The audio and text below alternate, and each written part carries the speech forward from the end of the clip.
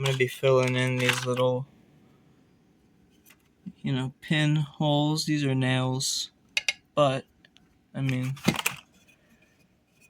riveted on that side, and it's like, I couldn't quite mushroom them, so I just kind of hooked them a little bit, but I mean, this is like a solid piece now. I'll show you, listen.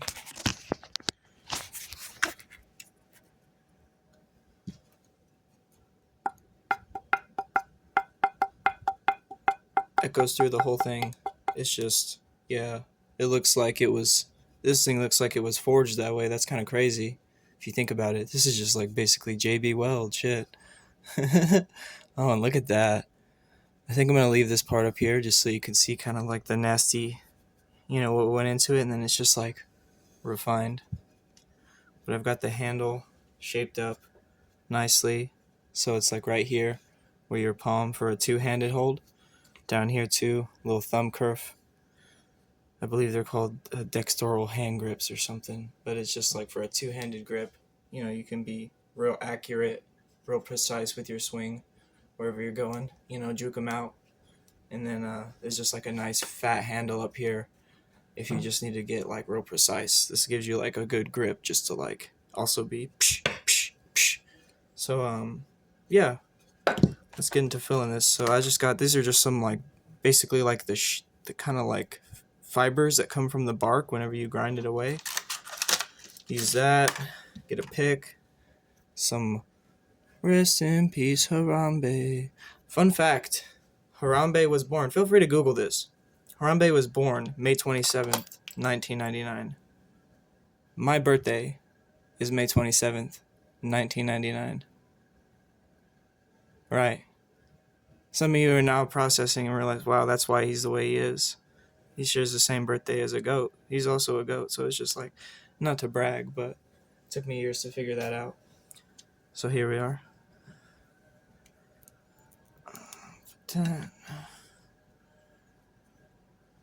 Oh, but also crazy, right? He was born at the Gladys Porter Zoo in Brownsville. I wasn't born in the Valley, but I did grow up in the Valley, so another thing. And I visited that zoo growing up. I don't know if he was there at some point, but if he was, that might have been the connection. I don't know what I'm talking about at this point. It's just like, gorilla birthday. But, oh yeah, Gorilla Glue. Is this that good shit? There we go.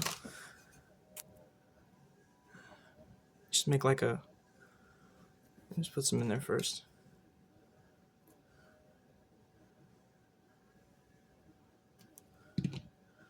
Make almost like a pill. You don't want to take it like a pill. Pills aren't good for you kids. Kids shouldn't be watching this anyway. If you're a kid and you're watching my channel, get. It's for the adults. It's for the adults only. You need to get. Get on now. Go play Roblox. Your mom lets you do that. Nothing else. Get. But yeah. So we're just gonna like get some more fibers. Make a little ball. Ball. Just like pack it in there. Like Pakistan. Like Wazirabad, Pakistan, the city of cutlery. If you know, you know.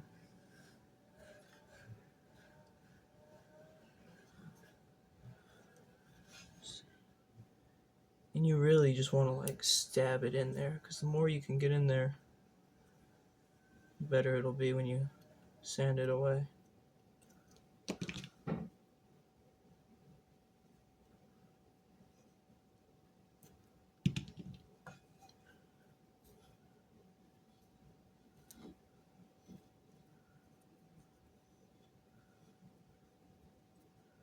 You just want to make like a tiny, almost like a cap, just like a little ball. Put that on there. Just to like cover it. And then just there, get in there.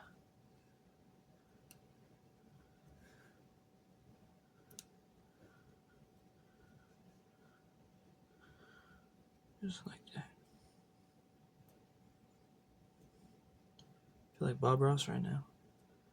Nice little tiny dots. You don't want to go too fast so you'll stab your finger. Oh, something crazy. From sharpening my own knives, I don't know if you can see, but the angle that which it sliced my thumbnail and didn't cut me. Yeah. Nothing else to say about that. Oh, fuck, see? Oh, shit. That's what I'm talking about, see? I got distracted. I was like, oh, look at my nail. Look at how sharp my knives are. I fucking stabbed myself. See? Oh, see, and I put my blood on the wood. See, that's the blood, sweat, and tears right there. All right, pay attention. I gotta lock in. I'm too focused on the live script. Just making it up as I go. I think that'll be good. I think I'm gonna give that. So it got blood all over it. That's wild.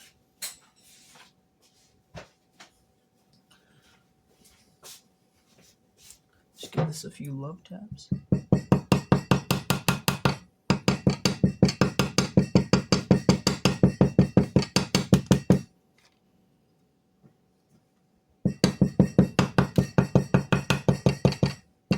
This reminds me of those videos where it'll be like a hole in something. It's like in China and they get like the ramen and the super glue. That's basically, that's the tech right here. That's the tech. I mean, that's what came to mind. I was like, man, I could put some ramen in that. Fill it right up.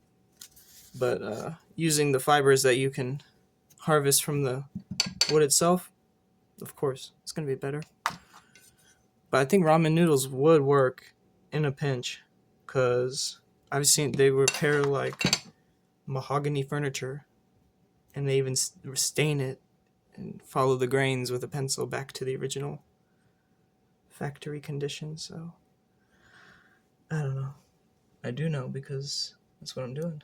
So next time we'll have to try ramen, I guess.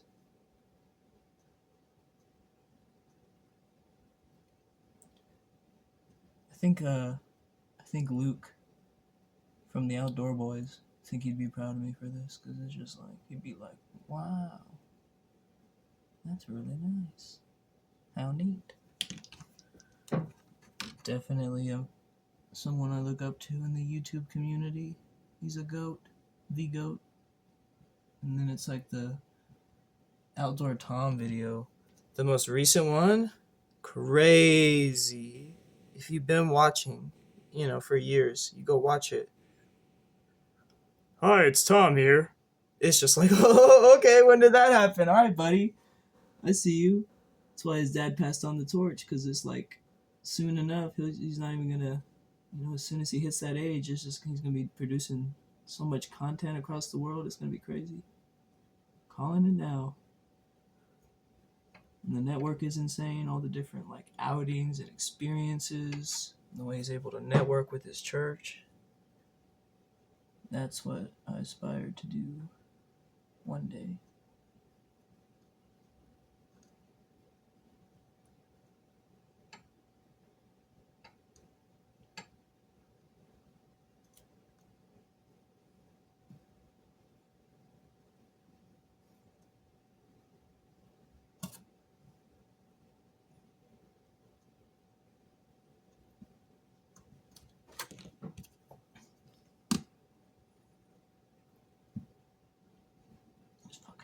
Cat hair. That's what happens when you own cats. It'll be cat hair. Of course, it's gonna be cat hair. People are like, I wouldn't eat at his house. He's got all them cats. Well, guess what? They are not allowed on the counters, and they know that. They are trained. They just know. I can sense them if they even try me, because they will. If you don't give them attention, they'll try you. Jump up on the counter, and it's like I just know which one it is instantly, because it's just like I can just think about how long has it been since I looked at this one or touched this one, because it's almost like there's a timer for each one that resets when you give it attention, and then the second that timer hits, they're like, all right, what can I do to fuck shit up. And that's with the younger three. Oops. The three-legged cat, my tripod kitty, Cleopatra, she just sleeps. Because she was an outside cat for years. Even before I moved here, when I used to visit, she would be out there. There was like a whole gang of Siamese cats, and I was just like, what? I'm like, that's crazy. Those would be snatched up anywhere else. And so eventually I came back, and she was the only one that survived, because there was two of them. One of them was a boy, and she was the girl, and the boy was just messed up. So I ended up calling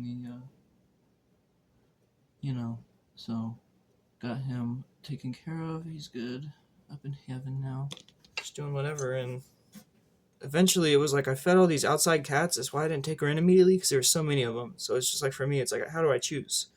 So it was more of a goal of just keeping them all healthy and fed. And so, yeah, I'll have to share pictures on my Instagram, but I have these pictures, and it's just like a dozen almost borderline overweight cats. Looking back at it now, I was like, I could have cut up, eased up on the feeding, but it was just like one of those things. If I wasn't able to get food for a day or something, or if I wasn't able to feed them because I was somewhere, it was like I always wanted to be sure they had enough excess energy to burn off.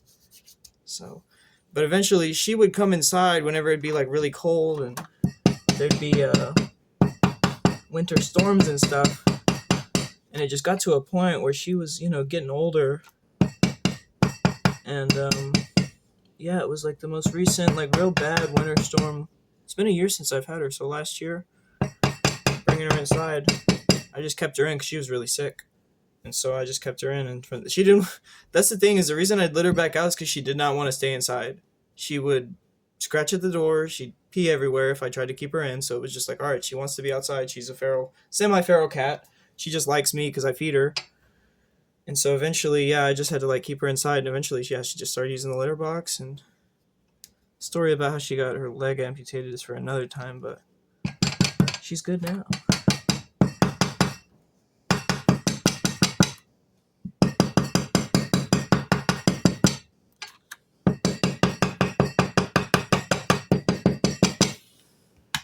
And there you are. So you just like, do the ramen super glue method, stab your finger a little bit, and you got yourself, yeah, see, I'm a perfectionist. I see that, and I'm like, what's going on there, buddy? Am I out of stuff? Where did I just throw that stuff? Did I throw it away? Damn, I did. I need to go get more stuff. I'll be right back.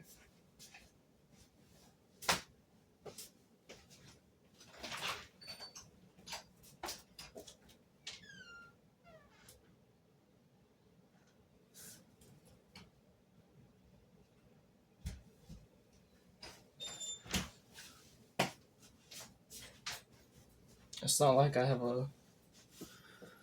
a lack of it. It's just all over there, all over the parking lot. I'm gonna have to sweep it up, but that's the name of the game.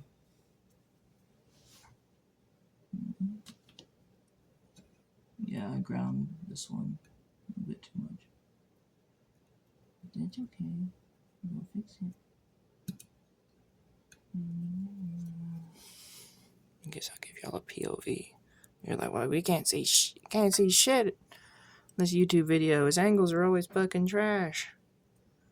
Fix your angles, buddy. I know. I